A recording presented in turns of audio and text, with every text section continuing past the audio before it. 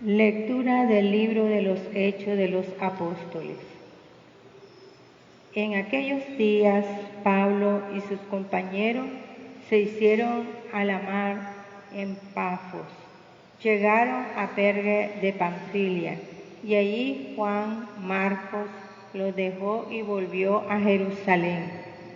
Desde Perge siguieron hasta Antioquía de Pisidia, y el sábado entraron en la sinagoga y tomaron asiento. Acabada la lectura de la ley y los profetas, los jefes de la sinagoga les mandaron decir: hermanos, si tienen alguna exhortación que hacer al pueblo, hablen. Entonces se levantó Pablo y, haciendo señal de silencio con la mano, les dijo: israelitas, y cuantos temen a Dios, escúchenme. El Dios del pueblo de Israel eligió a nuestros padres, engrandeció al pueblo cuando éste vivía como forastero en Egipto, lo sacó de allí con todo su poder, lo alimentó en el desierto durante 40 años, aniquiló 7 tribus del país de Canaán, y dio el territorio de ellos en posesión a Israel por 450 años.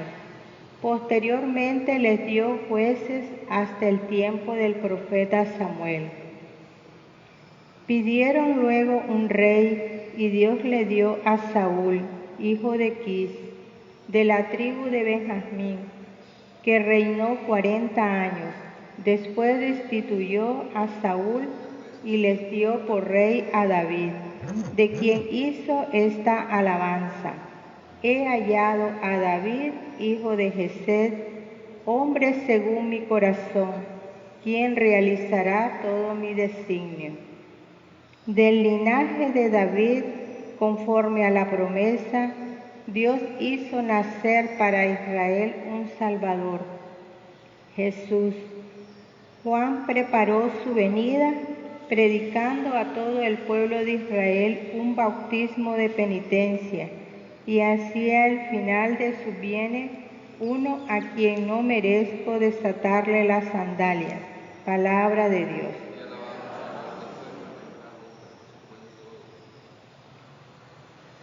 Proclamaré sin cesar la misericordia del Señor. Aleluya.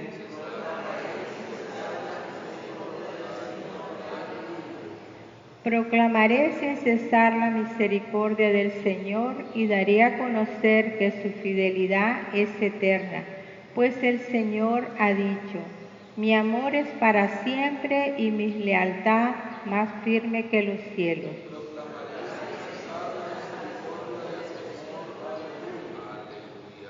He encontrado a David, mi servidor, y con mi aceite santo lo he ungido. Lo sostendrá mi mano y le dará mi brazo fortaleza.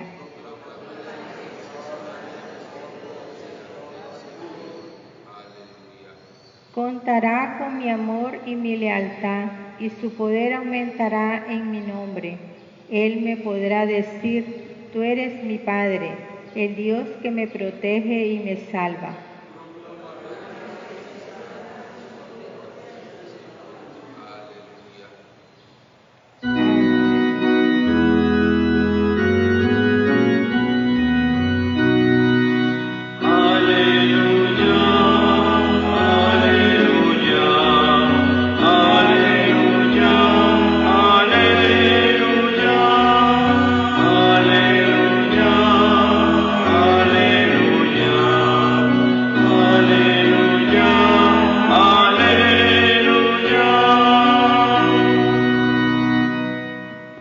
Señor Jesús, testigo fiel, primogénito de entre los muertos, tu amor por nosotros es tan grande, que has lavado nuestras culpas con tu sangre.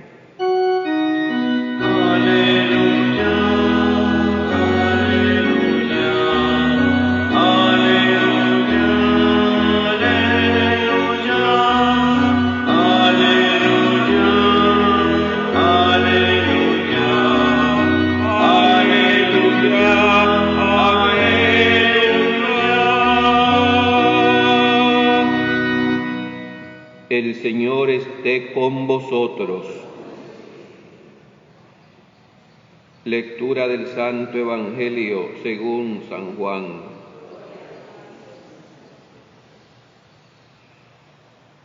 Después de lavarle los pies a los discípulos, Jesús les dijo: yo les aseguro, el sirviente no es más importante que su amo, ni el enviado es mayor que quien lo envía. Si entienden esto y lo ponen en práctica, serán dichosos. No lo digo por todos ustedes,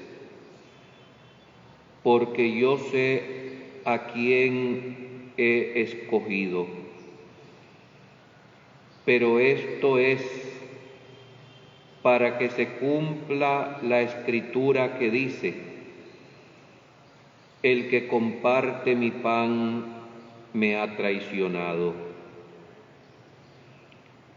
Les digo esto ahora, antes de que suceda, para que cuando suceda crean que yo soy. Yo les aseguro, el que recibe al que yo envío, me recibe a mí, y el que me recibe a mí, recibe al que me ha enviado.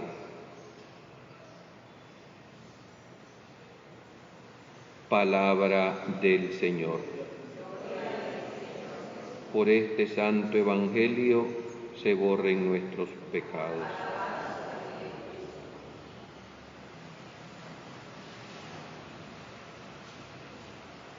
Hermanos, estas palabras de Jesús forman parte, como bien lo ha dicho la introducción de este evangelio, de la última cena en el cenáculo. Una vez que Él dejó asombrados a los apóstoles, lavándole los pies,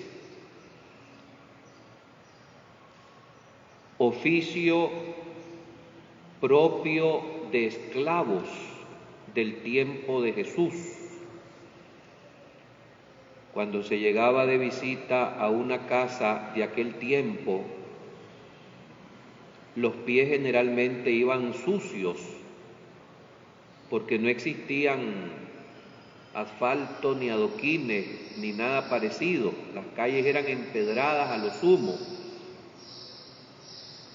Y el anfitrión de las casas hacía que los esclavos llegaran con una jofaina, se inclinaran y lavaran los pies a las visitas o a los amos.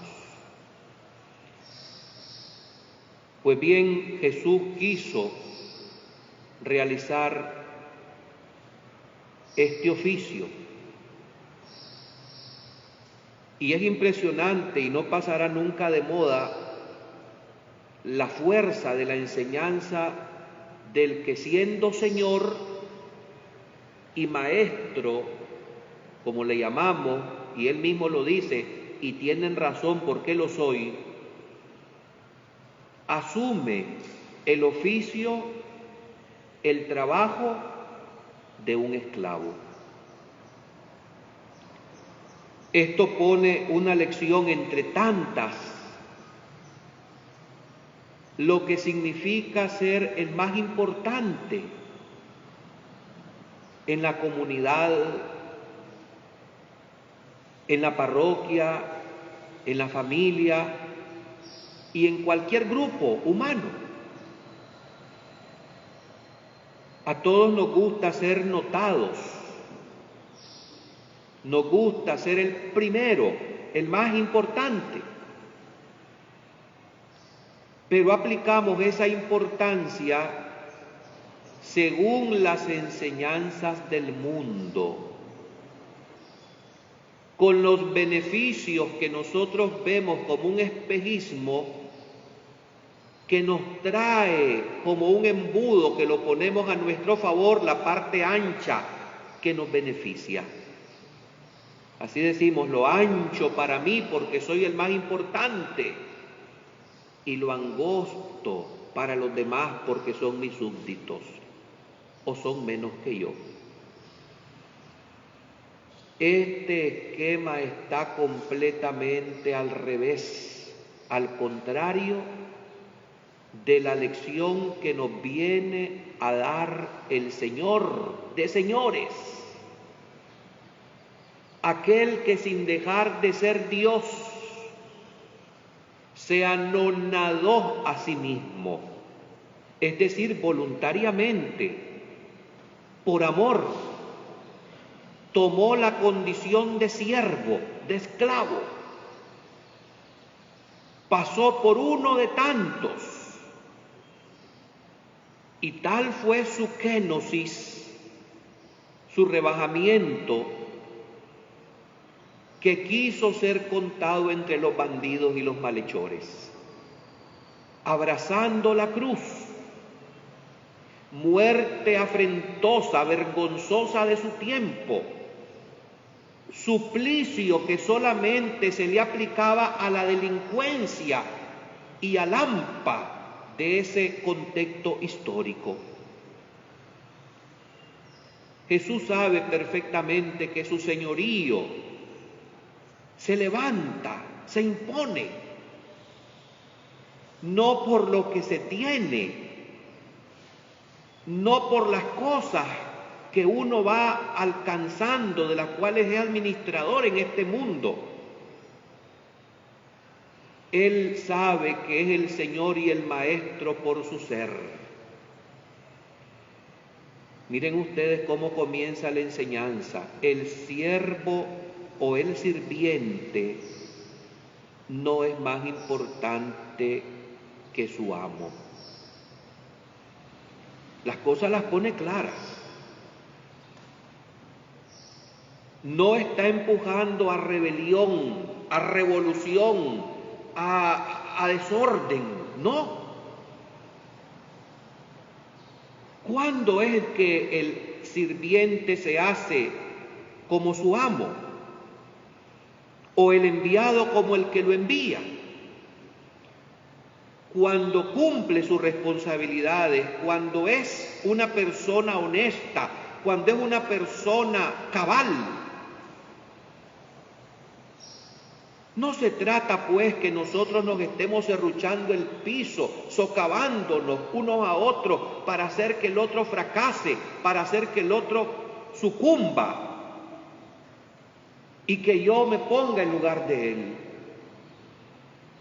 Debemos tener mucho cuidado. Ser católico, ser de Cristo, significa hacer las cosas con alegría, con responsabilidad, allí donde nos encontramos. Y hemos de brillar por el cumplimiento y la responsabilidad que se nos ha encomendado. Si te tocó ser portero, sé el mejor portero del mundo.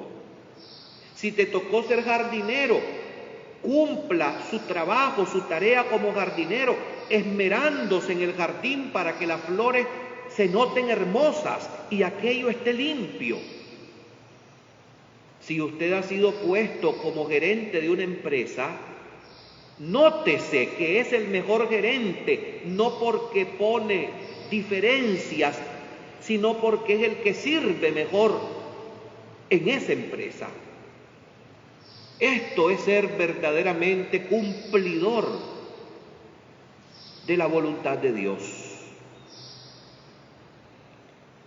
Hay, sin embargo, en la vida, por las ambiciones, tantas injusticias. Y de esto no fue la excepción el grupo apostólico. El segundo párrafo de la enseñanza de Jesús en el cenáculo lo evidencia. Yo sé a quiénes he escogido. Aplíquese esto también para usted y para mí, porque Jesús, buen pastor, no nos conoce en masa, nos conoce personalmente, con nuestra propia historia, con nuestras cualidades, carismas recibidos por Él y con nuestras limitaciones, pecados y defectos. Jesucristo nos conoce desde el último cabello hasta los pies, porque Él es Dios. Y aún con todo y los defectos, somos mentirosos, somos orgullosos, somos soberbios, somos prepotentes, somos lujuriosos, somos tramposos. La lista es larga, pero así nos ha escogido, porque nos ama. Y si nos ha escogido es porque Él nos capacita con su ayuda para que allí donde nos ha colocado demos frutos y nuestros frutos permanezcan. Para que allí donde está el gerente de la empresa, el jardinero, el portero, el obrero, el profesional, el casado, el célibe, el sacerdote, allí demos frutos, flores, que perfumen el ambiente y que haga la vida a los demás lo más tranquila posible. Él sabe a quienes ha escogido. Así lo advierte en este evangelio. Conoce el corazón, no las apariencias. Conoce lo que transita en las cañadas de nuestros pensamientos. No ha venido, dice el Salmo, la palabra, o mejor dicho, la idea a mi cabeza, o la palabra a mis labios, y tú, Señor, te la conoces toda. Al Señor no le vamos nosotros a engañar como nos engañamos entre nuestras relaciones interpersonales. Jesús conoce lo que hay en el corazón. Así nos ha escogido. Y los defectos no se hicieron esperar también en el mismo grupo apostólico. ¿Se acuerdan ustedes cuando los hijos del Zebedeo se acercaron a Jesús acompañados de su madre? Lo cuenta el Evangelio.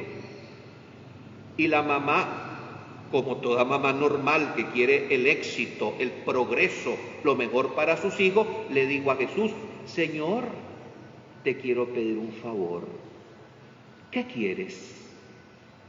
Haz que mis dos hijos se sienten en tu reino, uno a tu derecha y el otro a tu izquierda. Porque todavía no habían entendido de qué se trataba este reino. Los criterios eran meramente mundanos. Claro, el que está cerca del que manda, del jefe, tiene acceso más cercano a su oído. Y estas son las influencias en este mundo, en esta vida terrenal. Pero en las cosas de Dios es diferente todo, porque aquí a todos nos escucha, a todos nos ama. Repito, el colegio apostólico de aquel entonces no fue la excepción de los defectos. Y entre ellos uno se pierde. Y aquí el Señor lo advierte cuando dice: se tiene que cumplir el pasaje de la Escritura que anunció: el que comparte mi pan me ha traicionado. Y es que sabemos que Judas, el Iscariote, habiendo sido llamado por él para ser su amigo, su cercano, su enviado, sucumbe por la ambición y la codicia, por la envidia que le tenía a los demás. Se dejó dominar por los pecados y se desesperó y se suicidó. Esto sucede a aquellas almas que, no confiando en Dios, sino en sí mismos. Se alejan del amor y de la misericordia de Dios. Se sumergen en la oscuridad y en la noche de su pecado. Tengamos pues sumo cuidado.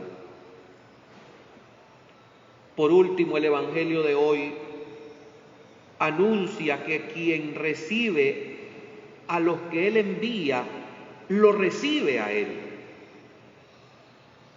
Me viene a la mente la doctora de la Iglesia que hoy recuerda el calendario y santoral católico, Catalina de Siena, patrona de Europa, religiosa dominica, inspirada en el espíritu de Santo Domingo de Guzmán. ¿Qué tiene de extraordinaria esta mujer? Se supo ubicar en este cuerpo místico que es la Iglesia, entregándose por amor y contemplando los misterios de la pasión y muerte de Jesucristo clavado en la cruz. La grandeza de esta mujer está en que ocasionó algo histórico, inolvidable, en un espíritu de profundo respeto, de fidelidad a la Iglesia, sin hacer ruidos, sin intenciones de hacerse notar en aquel entonces. Esta mujer hizo regresar al Papa, que había dejado su sede de Roma y se había ido a Aviñón, donde se pretendió instalar. Aquella mujer sabía que aquello no era lo correcto y no empezó a tirarle piedras al Santo Padre, mucho menos a difamarlo. La fuerza de la oración, el poder de esa mujer que con una autoridad moral increíble se planta siendo mujer de fe, hizo posible que el Papa de aquel entonces regresara a la ciudad eterna, a su sede petrina. ¿Se dan cuenta ustedes, hermanos, cómo se alcanzan las cosas sin meter desorden? Esto se alcanza cuando la intención es recta y santa. Aún cuando sucedan persecuciones, incomprensiones, calumnia, porque una persona que produce frutos siempre recibe pedradas, como un árbol que siempre es apedreado para pegar sus frutos suculentos. ¿Cuál es tu lugar y mi lugar en la Iglesia? El que sea, siempre ha de ser el de servir a los demás, el de buscar el bien común y no personal, el de inclinarme en el servicio de lavar los pies a mis semejantes, porque entonces seré grande a los ojos de Dios. No me voy a alargar más.